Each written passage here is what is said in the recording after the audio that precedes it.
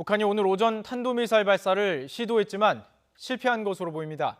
어제 대규모 열병식에서 신형 ICBM으로 추정되는 미사일 공개한 지 하루 만입니다. 취재기자 연결해서 자세히 살펴보겠습니다. 강정규 기자. 네, 통일외교안보부입니다.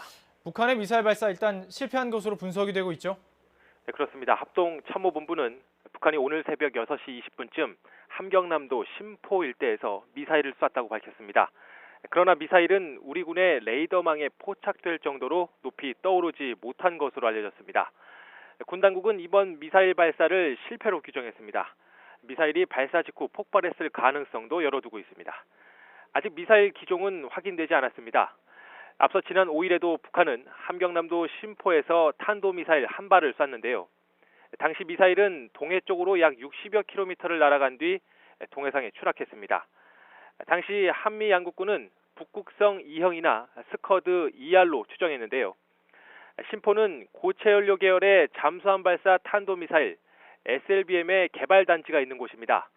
따라서 북한이 기존의 액체연료 미사일을 고체연료 기반의 미사일로 개량했거나 새로운 형태의 미사일 발사를 계속해서 시도하고 있다는 분석도 있습니다. 북한은 어제 김일성의 105번째 생일인 태양절을 맞아 열병식에서 신형 장거리 미사일을 선보였는데요.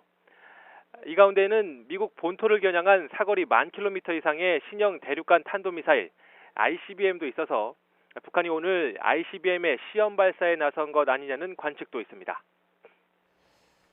자, 이 시기가 상당히 민감한데요. 북한이 김일성 생일이 지나자마자 미사일을 발사한 의도, 그 배경은 또 무엇일까요?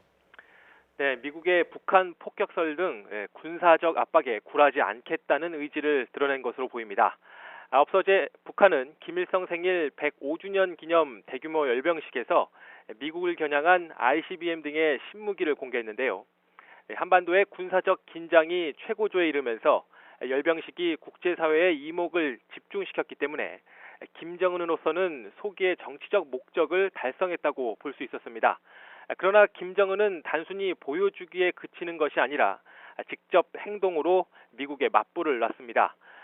미국은 싱가포르에 있던 항공모함을 한반도 해역으로 되돌려 보내는 등 북한에 대한 군사적 압박을 한껏 끌어올린 상태입니다.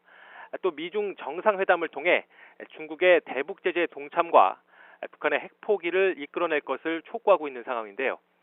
실제로 중국은 우다웨이 한반도 사무특별대표의 발언 등을 통해 북한의 핵보유국 지위를 절대로 인정하지 않겠다는 입장을 강조했습니다.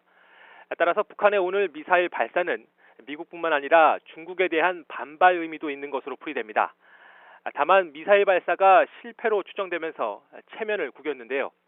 군 당국은 북한이 지난해에도 무수단 미사일을 하루에 여러 차례 발사한 전례가 있는 만큼 오늘 추가 발사를 시도할 가능성을 열어두고 심포 일대를 집중적으로 감시하고 있습니다. 지금까지 통일외교안보부에서 YTN 강정규입니다.